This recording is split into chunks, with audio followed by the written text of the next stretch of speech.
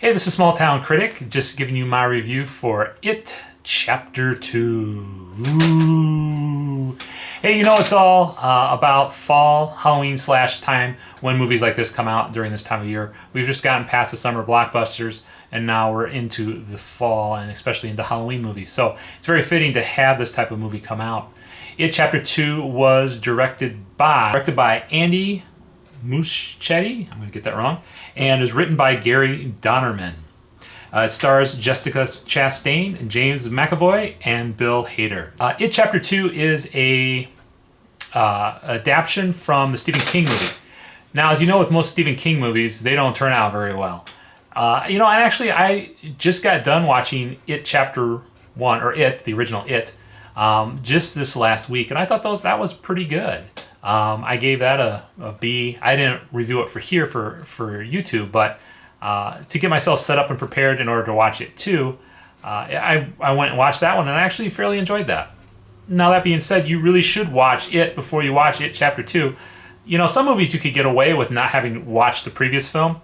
You're going to miss a lot of nuances if you don't watch the previous film, so I would recommend going to watch that if you haven't watched It before you go in to see It Chapter 2. It sort of seems sort of like, duh, yeah, I know I should do that, but just so you know that it's not one of those types of films where you could just pick up and everything's sort of explained to you.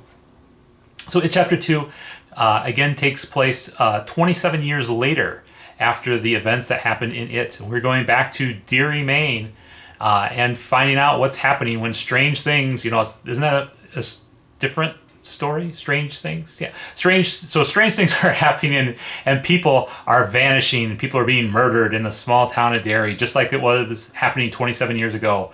And the Losers Club, the kids that took care of this creature last time, are coming back from all their walks of life back to Derry in order to help fight and finally, hopefully, destroy the monster. So it sounds really cool. And like I said, I think I remember reading it back when I was in junior high school, and I remember I enjoyed the book. But I think that's always the hardest thing when your source material is a book, because with your source material being a book, books tend to focus on people's feelings, how they're thinking, what's going on behind their eyelids. And with a movie, which is very visual, you have a different medium, and it's a lot harder to portray all those complex emotions and stuff like that. That you would normally read about in the book. So that's what makes books very hard to adapt to film a lot of times. Now, there's some exceptions to that rule, like Jaws. Jaws, I thought, was a lot better movie than book, but I digress. So as we think about It Chapter 2, one of the things I think they did was great in casting all the adult grown-ups for the kids. Since they're 27 years, the actors they picked, I thought were all spot on. I thought they all looked and acted, and it was a great continuation. And I think that's the strongest part of this movie is the acting and the actors and actresses that play the part in this movie. They're just great. I mean, they make the film. Otherwise, I would give this a really low score because of what's not so good about the movie.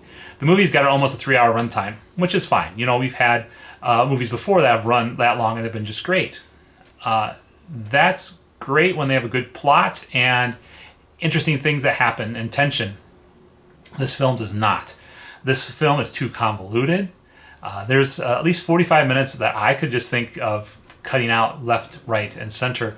One of the things that I think they need to cut out was talking about getting the tokens or getting the actions, or artifacts, I should say, what the characters were looking for artifacts from their previous time. And I know why they did that, so they can sort of help people who haven't seen the first movie get reacquainted with folks in this particular movie, or just people who've watched the previous film and don't remember everything. It's a good way to sort of backtrack. But I don't think it really helps the film. It actually slows the pacing down, so I think that was one strike against the movie. The other thing I didn't like about this movie was that the characters began with amnesia, and in that they didn't remember the events from the last movie. I thought that was a cop-out, and they sort of like, well, the farther you're away from the entity, the less you remember. And I'm like, no, I didn't like that at all. I thought that was really bad. I think it would have made it more interesting if they knew all the events and could recall all the events, because, again, I added to plot points later on. And, again, it slowed the movie way down. So I think they could have got away from doing amnesia. So one of the other things I didn't like about this movie was the way that they portrayed events in the past. what they would do is they would show scenes where things happened in the previous movie or around the same time. And what was confusing as an audience member was this a time when Pennywise was still around? Was this the time after they vanquished Pennywise? There was some time, in between when they confronted Pennywise and when they did not confront Pennywise. Pennywise is the clown, the killer clown in the movie. If you don't like clowns, don't go watch the movie. It could be very scary for people who don't like clowns. But there was a lot of points in here where what happened was that I was trying to understand where the scene was taking place, where it sort of lined up chronologically, and it was really hard to tell that. And so I think they could have really done without that. Again, it would have helped bring the movie down, and I think it made it more streamlined of a process. So overall, if you're looking to... Now, if you've seen the first one, honestly, I don't think they need to have done this other one. I mean, it's still... I sort of liked how it ended at the first one. And that being said, sort of the thing that I thought was funny during this movie was they kept talking about... So one of the funny things they did during this movie was that James McAvoy character, Billy, was a writer. And he was getting critiqued that his endings weren't very good. And so what I was wanting to know was this a commentary that the film was making about itself, that it didn't think the ending was very good? Or was that the ending being the whole chapter 2 was not very good? So I thought that was a very interesting sort of play that, and I sort of get where they're going, that he has unfinished business yet. He doesn't know how it's going to end. I think that's sort of the direction they were going with. But for me, I was looking at this movie going, I think this is sort of self-commentary that you don't think this movie is going to be very good. So that's just a side note. But on that side note, honestly, I would give It Chapter 2 a B-. It's not horrible, but it's not the sequel or the Chapter 2 that I think it could have been. I think it could have been a lot more exciting with tighter writing. The actors were not the problem. It was the writing. And I think the direction was fine. But if the writing would have been more streamlined, tight, more tension-filled, you would have had a better film. All right, well, that's my score for It Chapter 2. Again, my name is the Small Town Movie Critic. My name's Paul.